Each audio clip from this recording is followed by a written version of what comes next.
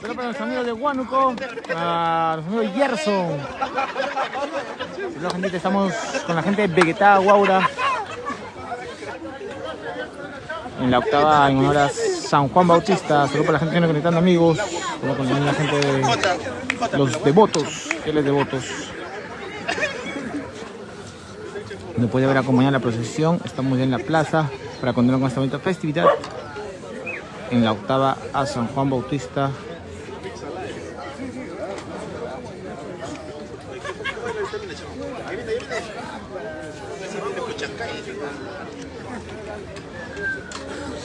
¿Qué tal el clima, amigos? ¿Qué tal el clima?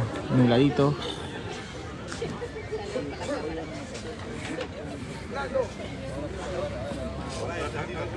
Vamos con la gente. A ver, gentita, se conectan. El viernes 4 estamos en Tauca. El sábado 5, Huaraz, en un evento privado. Y desde el 6 empezamos en Huaylas. Saludos para la gente de Huaylas. Soy para Elena Vino León. La gente se viene conectando, amigos. Así que ya saben, el 5 en la ciudad de Huaraz. El 6, desde el 6 en Huaylas. 6, 7, 8 y 9.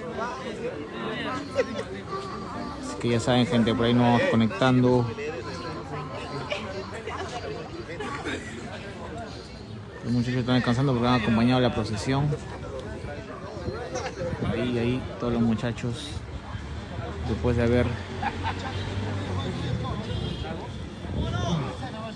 Gente, un rato volvemos con una paradita acá en la plaza. Atentos a la transmisión que se viene. Saludos para todos ustedes.